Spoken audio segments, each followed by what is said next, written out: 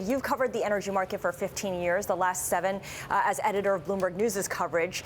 Talk about your impressions of Tillerson in this hearing, his performance, his tone, his body language. How does it differ from him as CEO of Exxon? Well, I think what might have been a bit of a surprise to some on the panel was his harder tone on Russia. He's saying that NATO and the U.S. should have supplied weapons to the Ukraine when there was Russian aggression. And that, I think, was a bit of a surprise from those who thought he might come across as soft on Russia. I think he is trying to definitely put forth the impression that he's a tough negotiator, he's a fair negotiator, he's open-minded on a lot of issues, and he can translate his skills as a negotiator from the oil industry over into diplomacy. To Scarlett's point, when you come from a journalist perspective, covering the industry, writing about energy, how has he sort of fared as a leader throughout the ups and downs of an industry the past 2 years that has gone through some pretty rough patches? I mean, Exxon is kind of known as, an aircraft carrier compared to a lot of companies. So they take the long view of things. So they tend not to get as flustered, or I wouldn't say flustered, but as reactive to ups and downs of the market as smaller companies have to be. They can kind of ride things out. They look for 20 years, 10 years, and not, what's going to happen this year, next year.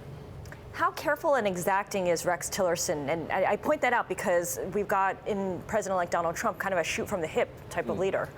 I mean, I think as the head of a hundreds of billions of dollars company, you can't be shooting from the hip. And if you're working in 20 plus countries, exploring for oil in all these places, managing relationships, you can't go around shooting from the hip. You have to be measured in what you say and let your actions speak louder than words. We talk about Tillerson's deal making and his travels and all the different places he's gone to make those deals for his company. Who does he deal with when he's doing that? Is it other energy CEOs? Is it governments? Does it depend on the involvement between government and corporations in whatever country he's in? It really depends. I mean, in some countries, there's very little difference between the oil company and the government. These are state oil companies. So in that case, he is dealing with the highest levels of government. Do you wonder if there's going to be any tough questions on Mexico? I point this out because Alex Steele has told me that Exxon just bid on deepwater assets from Mexico, and it's now deeply involved in that country as a result. Meantime, you've got Donald Trump saying that Mexico will pay for this wall. I wouldn't be surprised if he gets some questions on that. Again, I think he'll try to come across as a more measured, with more measured words, I would imagine, than Donald Trump has. Than saying they'll pay for the wall. Yeah, exactly. Leave it at that. Exactly. Exxon needs to do business there. The U.S. needs to do business there, and I think that's something he'll try to get across. Okay, one important point we can't miss, and we talk about measured words.